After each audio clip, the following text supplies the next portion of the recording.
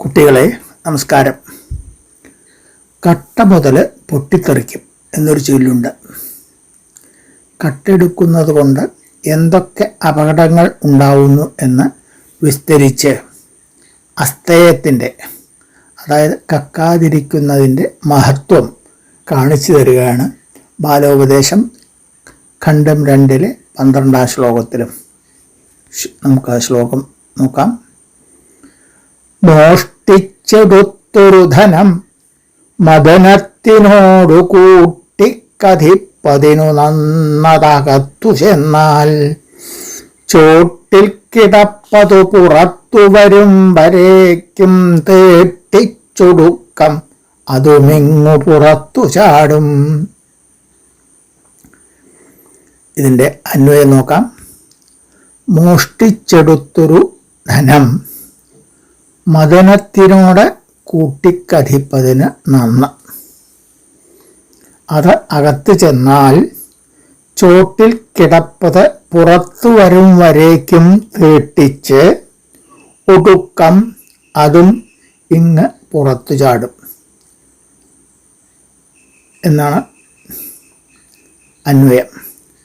മോഷ്ടിച്ചെടുത്തത്, അതായത് കട്ടെടുത്ത ധനം എന്ന് പറഞ്ഞ സ്വത്ത്. അപ്പോൾ കട്ടെടുത്ത സ്വത്ത് അത് മദനത്തിനോട്, മദനം എന്ന് പറഞ്ഞാൽ മദം ഉണ്ടാക്കുന്നതാണ്. മദനം അത് ഉമ്മത്ത് എന്ന് പറയും. അതകത്ത് എന്നാൽ ഒരു മദം ഉണ്ടാക്കുന്നതാണ്. മാത്രമല്ല അതിന് എൻ്റെ സ്വഭാവം ഉപയോഗിക്കലും കൂടിയാണ്. അത് ഉമ്മത്ത് പോലെയാണ് ഈ മോഷ്ടിച്ചെടുത്ത ധനം എന്നാണ്. കൂട്ടിക്കധിപ്പതിന്, അതായത് ഒപ്പം ആണ് എന്ന് പറയുന്നതിന് നല്ലതാണ്. അതായത് ഉമ്മത്തും കായ പോലെയാണ് മോഷ്ടിച്ചെടുത്ത ധനം എന്നാണ് കവി പറഞ്ഞു വരുന്നത്. അതിൻ്റെ കാരണം എന്താ? അത് അകത്ത് എന്നാൽ, അതായത് ഈ ഉമ്മത്തിൻ്റെ ഭാഗം, ഉമ്മത്തും കായ കഴിച്ചാൽ പ്രാന്താവും അല്ലെങ്കിൽ വിഷമാവും എന്ന് കേട്ടിട്ടുണ്ട്. അപ്പോൾ അത് ഉമ്മത്തിൻ്റെ ഭാഗം എന്തെങ്കിലും അകത്ത് എന്നാൽ, അകത്ത് എന്ന് പറഞ്ഞാൽ നമ്മുടെ ആമാശയത്തിൽ പോയി അകത്ത് പോയപ്പെട്ടാൽ ചൂട്ടിൽ കിടപ്പത്, അതായത് ഇപ്പോൾ ആമാശയത്തിൽ ഏറ്റവും മുകളിലാണ് ഉണ്ടാവുക, അതിൻ്റെ അടിയിലുള്ളത്, അതിൻ്റെ ചോട്ടിൽ കിടക്കുന്നത് ആമാശയത്തിൽ. ആമാശയം എന്ന് പറഞ്ഞാൽ എന്താ? ദഹിക്കാതെയുള്ള കിടക്കുന്ന സ്ഥലമാണല്ലോ. അപ്പോൾ അതിൽ ആ കിടപ്പത് പുറത്തു വരും വരേക്കും, അത് പുറത്തു വരണം. അതെങ്ങനെയാണ്? ഛർദിയായിട്ടോ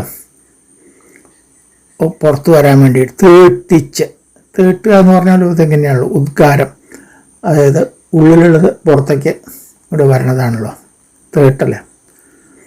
തേട്ടിച്ച് അങ്ങനെ ധാരാളം തേട്ടി ഒടുക്കം ഈ ഛർദ്യവും ഇത് മുഴുവൻ വയറ്റിൽ കിടക്കുന്നത് മുഴുവൻ ഈ ആ ഉമ്മത്തിൻ്റെ ഭാഗം എന്താണ് അകത്ത് പെട്ടച്ച അതടക്കം വയറ്റിലുള്ളത് എല്ലതും പുറത്തേക്ക് ചാടുന്നർത്ഥം. അപ്പോൾ ആ ഉമ്മത്ത് മാത്രമല്ല പുറത്തു വരുള്ളൂ, മറ്റുള്ള സംഗതികൾ മുഴുക്കെ അതിൻ്റെ അടിയിൽ കിടക്കുന്നത് മുഴുവന് പുറത്തു വരുന്നവരെ തേട്ടി ഛർദിച്ച് അത് മുഴുവന് പുറത്തേക്ക് വരും. തേട്ടിച്ചൊടുക്കം അതും ഇങ്ങ് പുറത്തു വരും. അത് എന്ന് പറഞ്ഞാൽ ഈ ഉമ്മത്തിൻ്റെ ഭാഗം, അതും പുറത്തു ചാടും. അത് വരുന്നവരെ തേട്ടലും ഛർദിയായിട്ട് ഉണ്ടാവുന്നർത്ഥം. ഇത് നമ്മൾ നേരത്തെ കണ്ടതാണ്. കട്ടെടുക്കുന്ന ആള് അത് കട്ടെടുത്തതാണ് എന്ന് അറിഞ്ഞു കഴിഞ്ഞാൽ അതിന് ദണ്ഡനാധികാരികൾ ആരാണ് അവരെ ശിക്ഷിക്കാൻ അധികാരമുള്ള വെച്ചാൽ അവർ തൊണ്ടി മുതലിൻ്റെ ഒപ്പം അവൻ്റെ മറ്റ് സ്വത്തുക്കളുള്ളത് അത് മുഴുവനെ കണ്ടുകെട്ടും. അതാണ് ഈ മദനം, അതായത് ഉമ്മത്തിനോട് ഉപമിച്ചിരിക്കുന്നതിൻ്റെ സാരസ്യം എന്നർത്ഥം. അതായത് ഇത് അകത്ത് ചെന്നാൽ ഈ കട്ട മുതലും അവനവൻ്റെ വീട്ടിൽ കൊണ്ടുവച്ചാൽ അല്ല കയ്യിൽ കണ്ടാൽ വയറ്റിൽ മറ്റെല്ലാം ഛർദിയായിട്ട് പുറത്തു വരുന്നത് പോലെ അയാളുടെ മറ്റെല്ലാ സമ്പാദ്യങ്ങളും പുറത്ത് പോവും എന്ന് പറഞ്ഞാൽ അത് ഒക്കെ കണ്ടുകെട്ടും, അയാളുടെ മുതലൊന്നും ഇല്ലാണ്ടാവും എന്നർത്ഥം. ഇത് ഈ മോഷണത്തിന് ഇതും കൂടിയുണ്ട്. ഒരു തവണ ആ പേര് കിട്ടിക്കഴിഞ്ഞാൽ പിന്നെ അത് മാറ്റിയെടുക്കുക അത്ര എളുപ്പമല്ല. ഒറ്റ തവണ മോഷണം ചെയ്താൽ കഴിഞ്ഞു. പിന്നെ ആ പേര് ആ ജന്മകാലം അത് നിലനിൽക്കും ചെയ്യും. അപ്പോൾ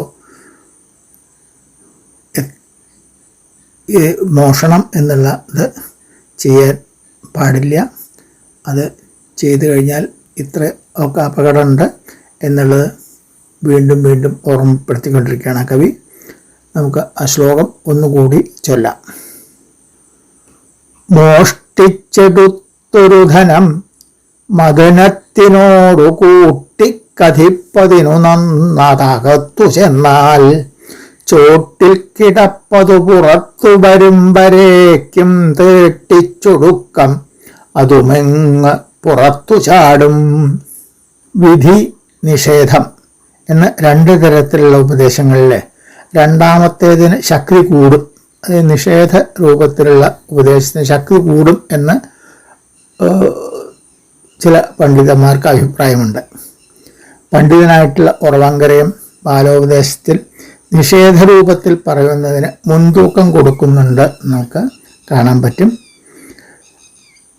അതിനു പുറമെ ആയുർവേദത്തിലുള്ള അദ്ദേഹത്തിൻ്റെ അറിവും ഈ ശ്ലോകത്തിൽ നമുക്ക് കാണാൻ പറ്റും. അത് കാണാതെ പോകരുത്. ശ്ലോകം പഠിക്കുക. ബാക്കിയുള്ള കാര്യങ്ങൾ നാളെ ആവട്ടെ. എല്ലാവർക്കും നമസ്കാരം.